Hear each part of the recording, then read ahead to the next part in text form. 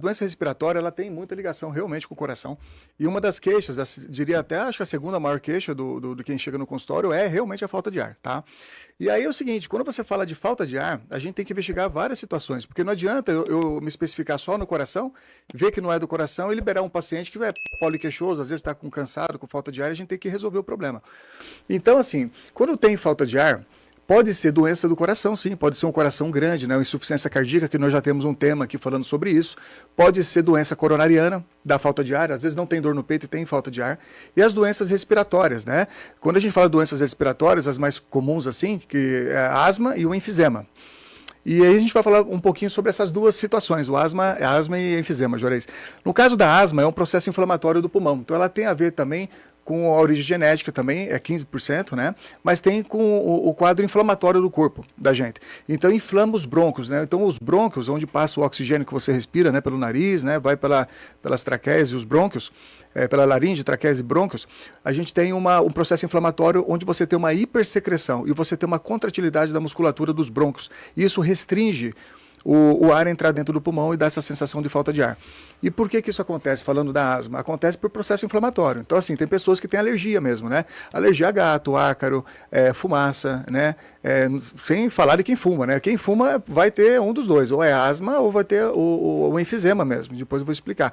Então, processos inflamatórios. Tem pessoas, por exemplo, Juarez, que fazem a asma induzida por esforço físico. Então, é um paciente que vai correr, vai fazer um esforço, vai jogar basquete, vai correr, vai andar mais rápido e começa a ter falta de ar. Então, além de afastar a doença coronariana, que é a que mais mata, né? A gente tem que ver se não é um problema respiratório. Então, existe um exame que é o teste, o ergospirométrico, né? A ergospirometria, que é um exame bem específico e ajuda bastante nisso, mas também a gente pode fazer um outro exame do pulmão, que é a espirometria sozinha, antes. Aí você faz a espirometria, faz um teste de esforço, após o teste de esforço você repete a espirometria. Aí você vê se tem uma obstrução das vias aéreas pela própria espirometria. E a espirometria é um exame de assoprar. Você assopra o aparelho, vai medir a quantidade de ar que sai do pulmão no primeiro segundo, né, que é o volume expiratório forçado no primeiro segundo. E você vê que quando você tem uma diminuição dele em relação ao repouso, mostra que o brônquio contraiu. Aí você sabe que você tem uma broncoconstricção induzida pelo exercício. Aí o tratamento é com medicamento antes do exercício, com broncodilatador. Então é diferente. Aí a situação inflamatória já é outra coisa.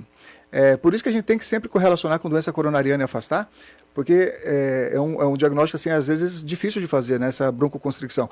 Outra situação também bem legal é esofagite, gente que tem refluxo, pacientes obesos, né, alimentação errada, aquilo que a gente sempre fala, né, comer muita comida, tomar líquido durante a refeição, então o estômago está cheio, com a idade a gente diminui a digestão, e aí acaba ocorrendo o quê? O refluxo.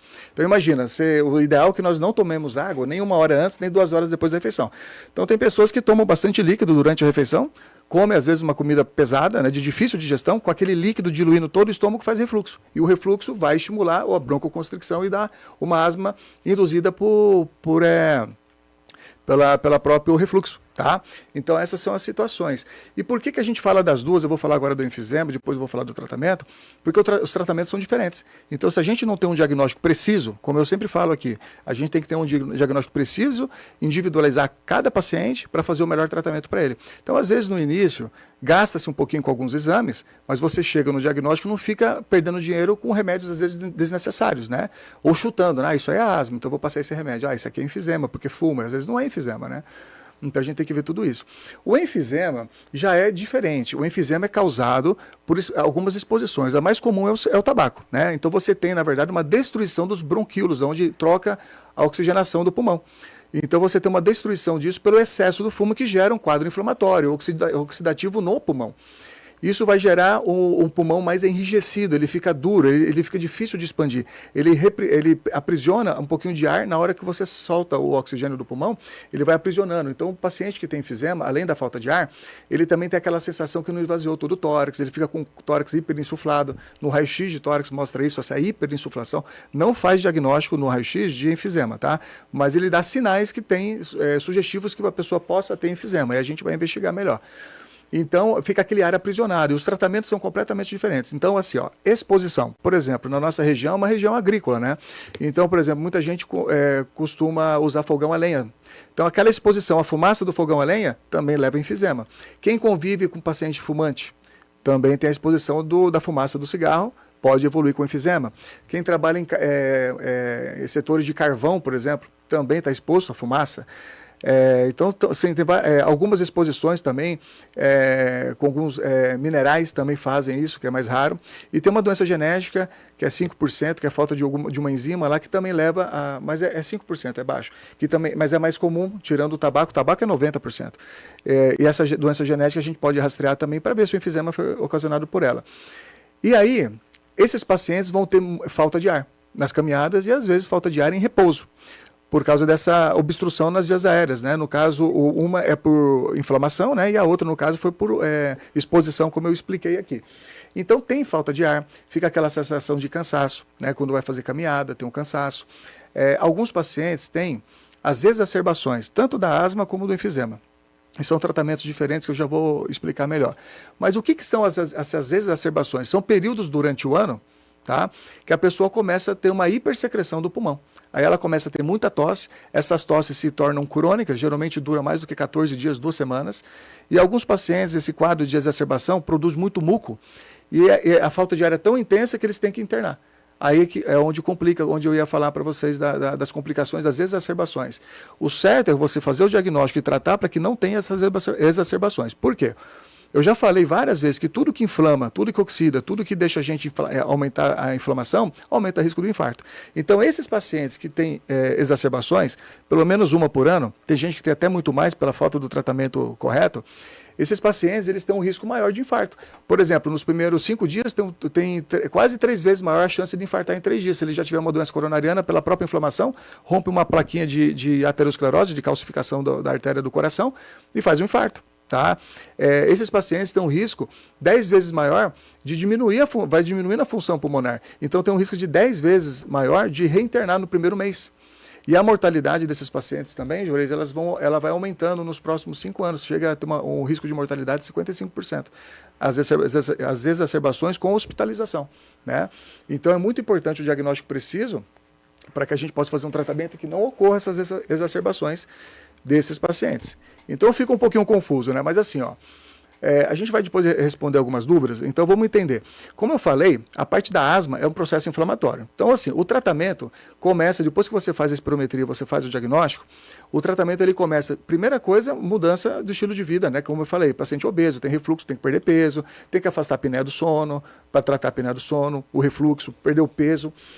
E afastar os alérgenos, né? Então, tudo que é alérgeno, por exemplo, tem que estar trocando sempre, fazendo a higienização do ar-condicionado, do carro tem que estar trocando sempre o filtro a cada 2, 3 meses.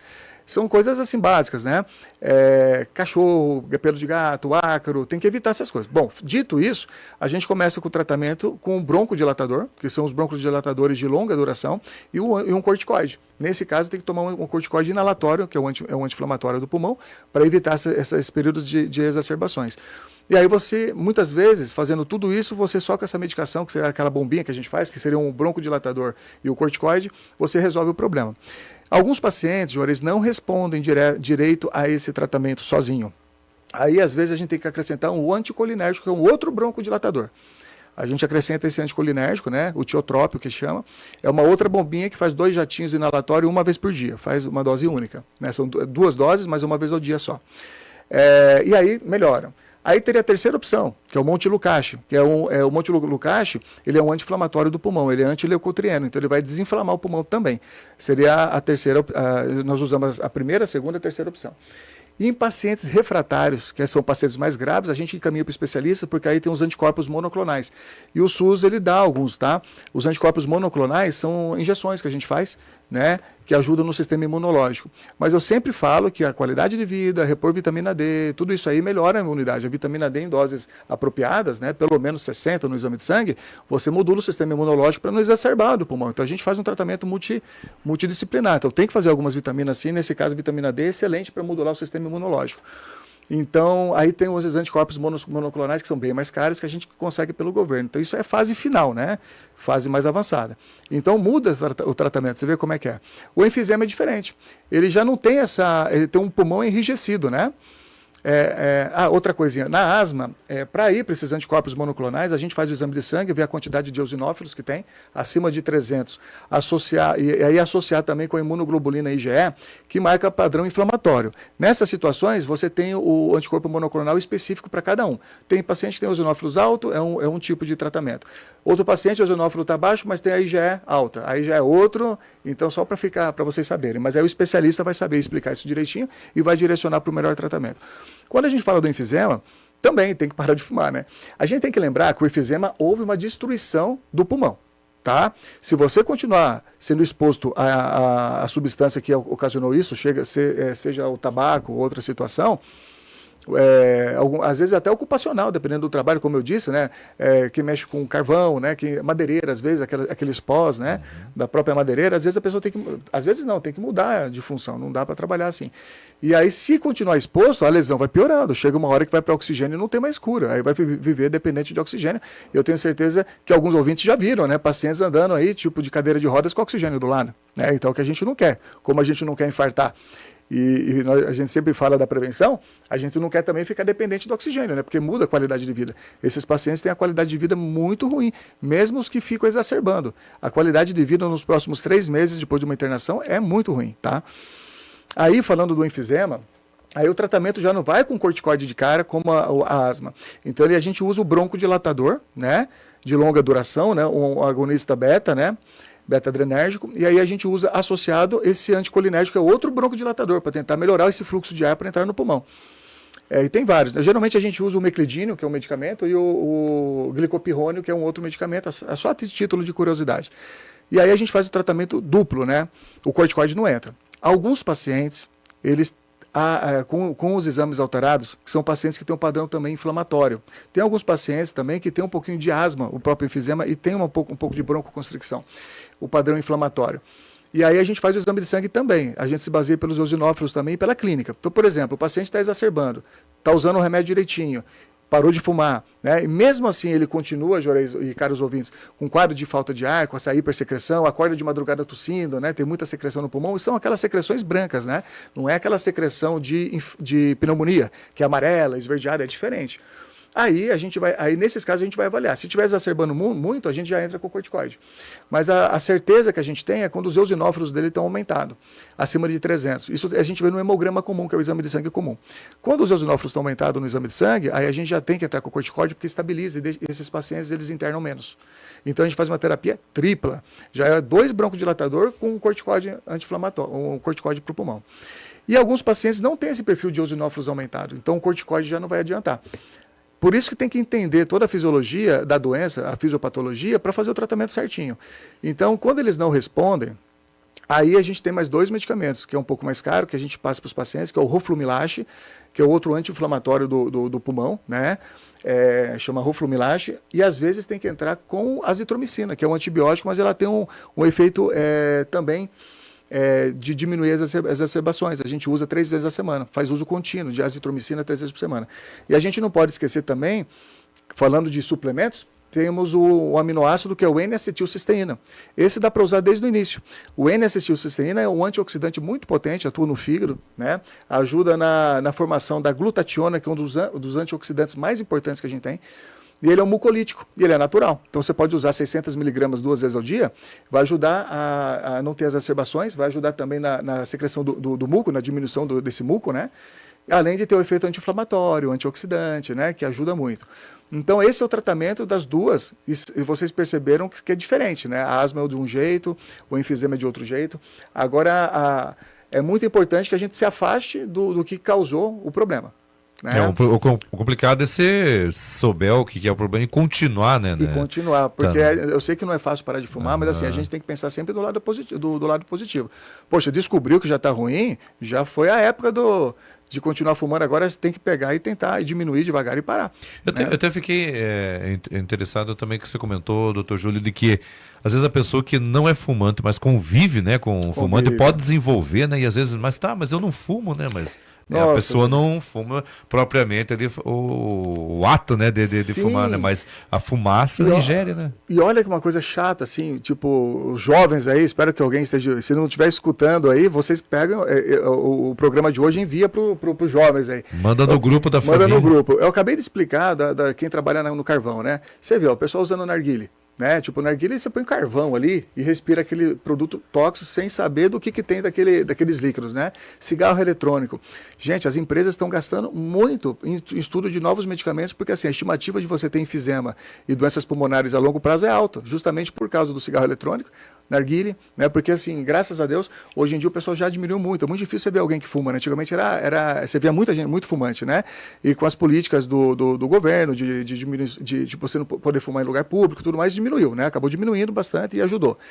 Então a gente tem que saber que isso tem relação, lógico, quem fuma tem relação com infarto. E como eu disse, esses pacientes que já têm doença pulmonar, que são inflamados, oxidados e que fazem exacerbações, eles infartam mais. Né? Muita gente falou, nossa, meu pai internou, vamos dar um exemplo, meu pai internou por falta de ar, ele tem já enfisema, e aí infartou lá no hospital. Mas isso é óbvio, acontece. Acontece e é frequente. E daí fala, Entendeu? pode até falar, né? Ué, mas ele deu um infarto, né? Mas não tem nada a ver, né? O que será que ele tinha, né? Isso, Ou ela tinha. então, meus amigos, assim, ó, quem fuma, mesmo que seja recreativo, tipo criança, criança não, as jovens, né, com esses narguilé, com esse cigarro eletrônico, tem que abolir, né? Não tem jeito, né?